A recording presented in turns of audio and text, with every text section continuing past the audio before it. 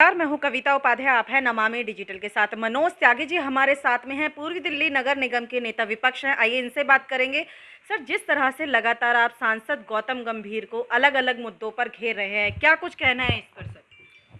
देखिए, मैं तो एक बात कहना चाहता हूँ कि जब कोई परेशानी नहीं है, तब आप जाकर के वहाँ फ़ोटो खिंचा रहे हैं। आज पूरी दिल्ली की जनता को इस कूड़े के ढेर में आग लगी है, इससे परेशानी हो रही है। तमाम लोग निकल कर के यहाँ से जाते हैं, चाहे वो अपनी गाड़ी से जा रहे हों, टू व्हीलर से जा रहे हों, बस से जा रहे हों या जो लोग रहते हैं। जी। आज तमाम लोगों को परेशानी हो रही है, धुएँ की वजह से वहाँ साँस नहीं ले पा रहे। आज मैं समझता हूँ कि उस पे संज्ञान लेना चाहिए था सांसद गौतम गाजीपुर गंभीर जी को, लैंडफिल। गाज़ीपुर लैंडफ़िल साइट को लेकर के। लेकिन कल से लेके आज तक गौतम गंभीर जी का ना कोई स्टेटमेंट आया है, ना वो स्वयं वहाँ पहुँचे। मैं ये कहना चाहता हूँ कि आखिर क्यों? जब परेशानी है, जब समस्या है, जब उसके निवारण के लिए आप खड़े क्यों नहीं होते? सिर्फ फ़ोटो खिंचाने के लिए सेलिब्रिटी हैं आप, हम आपका सम्मान करते हैं। आपको कम से कम ऐसे समय पे ज़रूर जाकर के खड़ा होना चाहिए था, जब वहाँ के लोग साँस लेने में जिनको मुश्किल हो रही है, जो बुज़ुर्ग आदमी हैं, उनकी जान पे बनाई है, जो जिनको अस्थमे की परेशानी है, दमे की परेशानी है, वो लोग साँस नहीं ले पा रहे हैं। ऐसे समय पे मैं समझता हूँ कि उनके हालचाल देखने के लिए, उनको क्या समस्या हो रही होगी, उनको क्या इलाज की आवश्यकता है, या ये आग जल्दी से जल्दी कैसे बुझाई जा सकती है जिससे इसको धुआं ना निकले। परमानेंट इसका कोई इलाज होना चाहिए। जो मीथेन गैस इस सीज़न में निकलती है, उस मीथेन गैस का भी कोई तो इलाज होगा, कोई तो टेक्निकली, साइंटिफिकली कोई तो तरीका होगा इसका। आप गए सर वहाँ साइट पे मैं भी? वहाँ गया हूँ साइट पे, मैंने खुद वहाँ जा कर के विज़िट किया है, वहाँ बात करी है। वहाँ मैंने अधिकारियों से भी बात करी और मैंने जानकारी ली है कि आखिर क्या-क्या संसाधन यहाँ पे लगे हैं, क्या परेशानी आ रही है, क्यों ये हो नहीं पा रहा है। तो लेकिन बात ये है कि हम क्योंकि ऑपोजिशन में हैं, हमारी बात में और सांसद गौतम गंभीर जी की बात में बहुत ज़्यादा अंतर है। उनका इम्प्रेशन, क्योंकि वो सांसद हैं, वो अलग तरीके से पड़ता है।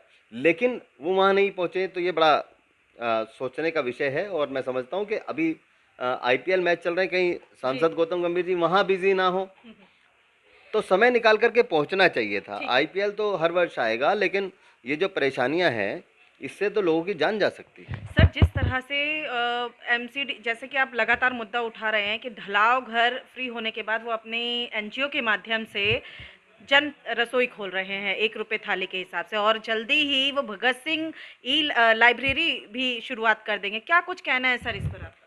देखिए, एक बात तो सही है कि हमारे मुख्यमंत्री अरविंद केजरीवाल जी जो चीज़ को बोलते हैं, वो तमाम लोग उसको फ़ॉलो करते हैं।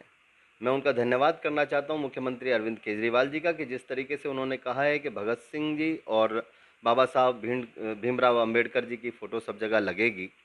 उसी नक्शे कदम पे चलते हुए सांसद गौतम गंभीर जी ने भी एक कदम आगे बढ़ाया है कि शहीद भगत सिंह जी के नाम पे एक लाइब्रेरी बनाने की योजना बनाई है। हम ये तो स्वागत योग्य है, ये हम इसका स्वागत करते हैं, अच्छी बात है। ढलाव घर इस्तेमाल कर रहे हैं वो इन सब कामों के लिए? देखिए, ढलाव घर इस्तेमाल करना, मैं समझता हूँ कि ये जनता की संपत्ति है, ये किसी व्यक्ति विशेष की संपत्ति नहीं है। अगर ढलाव घर इस्तेमाल करने हैं तो किसी ऐसी कंपनियों को दिया जाए ताकि वो जनता को फ्री में खाना खिला सकें।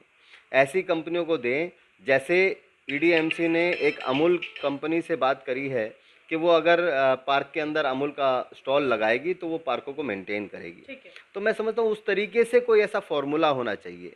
लेकिन सिर्फ बिना किसी लाभ के आप किसी एनजीओ को या किसी कंपनी को आप ढलाव घर की जगह दे दें, तो ये जनता की ज़मीन है, जनता की खून पसीने की मेहनत से कमाए हुए पैसे से ये बनाया जाता है। तो इस पे संज्ञान तो लेना चाहिए और सोचना चाहिए कि जनता के पैसे का हिसाब किताब तो आपको देना पड़ेगा। मनोज जी, जिस तरह से लोकसभा में बिल पास हो रहा है और चुनाव लगभग रद्द की ओर है, क्या कुछ कहना है किस तरह से आप दिल्ली की राजनीति देख रहे हैं, एमसीडी में खास तौर पर?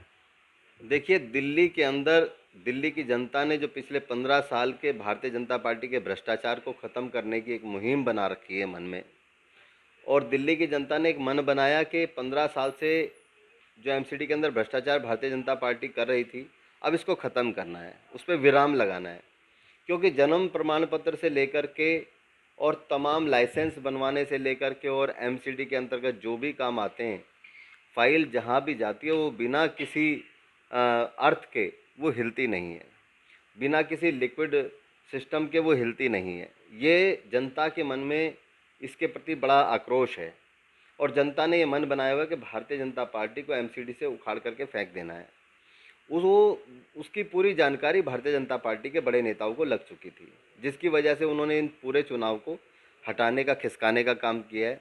मैं समझता हूँ ऐसे समय में जब सभी लोग ये कह रहे हैं कि 2025 में परिसीमन होना है विधानसभाओं का और विधानसभाओं की संख्या बढ़नी है, जी। वो संख्या इसलिए बढ़ाई जाती है कि जनप्रतिनिधि आम लोगों तक पहुंच सके, आम आदमी जनप्रतिनिधि तक पहुंच सके और उसके काम सरलता से हों। ऐसे समय में 272 वार्डों से 272 वार्डों को की संख्या को घटाना, तो मैं समझता हूँ जनता के साथ ये कहीं ना कहीं विश्वासघात है, जनता के साथ कहीं ना कहीं ये अन्याय है और उनकी जो परेशानियां हैं, उनके जो काम हैं, उसमें अटकलें पैदा होंगी, वो सही तरीके से नहीं हो पाएंगे, वो अपनी बात जनप्रतिनिधि तक नहीं रख सकेंगे, तो कहीं ना कहीं इससे आम लोगों को नुकसान होगा। इन शॉर्ट पूर्वी दिल्ली का विकास हो पाएगा जब एक एमसीडी हो जाएगी। देखिए, एक एमसीडी होना अलग चीज़ है, लेकिन मैं समझता हूँ कि एक आम आदमी जो आज मेयर से आकर के मिल लेता था, एक आम आदमी जो अपनी परेशानी को लेकर के स्टैंडिंग कमेटी चेयरमैन से मिल लेता था, वो फिर कैसे मिलेगा? सिर्फ मैं ये जानना चाहता हूँ। ठीक है, दिल्ली की जनता से दो टूक क्या कहना चाहेंगे सर?